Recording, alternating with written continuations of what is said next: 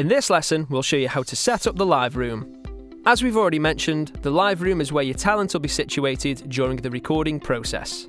When you enter, you'll see a couple of things that are already there, such as 1 or 2 microphone stands, a wall-mounted TV for video output, 6 Foley pits, and an audio wall box to connect your mics and headphones. Use the remote from the Sound Studio kit to switch on the TV, and if it doesn't work, check the power sockets and switches on the wall. The display mirrors the third screen in the control room, so both areas can see any video output, which is great if you're synchronizing sounds to picture. You'll use 1 mic stand per microphone. Make sure the 3 legs at the bottom are spread and firmly positioned on the floor. To increase its height, loosen the large thread on the upright pole anti-clockwise, and then clockwise again to secure. A boom mic stand has an additional pole on the top of the upright, which gives greater flexibility for microphone placement. Simply unscrew the top screw head to set the angle and then tighten. And then set the length of the boom pole by loosening the small screw thread and then tighten it when you're happy with the position. The mic sits inside a shock mount cradle that's connected to the screw thread on the end of the mic stand. When you connect the cradle, you'll probably find it easier to loosen the small screw thread again, place the cradle on the end, and then turn the pole anti-clockwise until it's securely mounted. When you insert the mic, make sure the brand logo is facing the talent, as this is usually the front of the mic, which is where most of the sound is picked up from. Make sure the mic is secure by twisting the screw thread at the bottom of the cradle anti-clockwise, which stops the mic from accidentally falling out. Importantly, don't put the mic inside the cradle if its elastic is loose. If it seems loose or has completely come away from the cradle, ask a technical specialist or a member of the stores team to put it back together.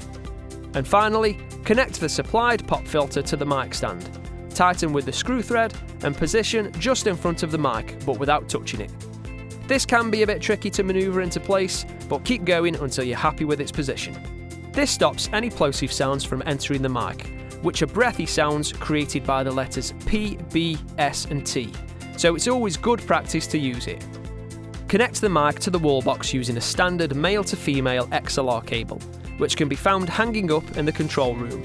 Connect the female socket to the mic and the male plug to the wall box. Loop the cable back over the microphone or on the mic stand to avoid any unnecessary tension on the XLR connection. And make a note of which numbered input you've connected to on the wall box because you'll need that later on. You'll also need a female XLR to female 1/4 inch jack cable to connect your studio headphones to the wall box as well.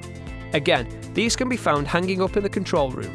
Connect the jack plug on the headphones to the female 1/4 inch socket on the cable, and then the female XLR to one of the plugs on the wall box. Again, make a note of which number you've used.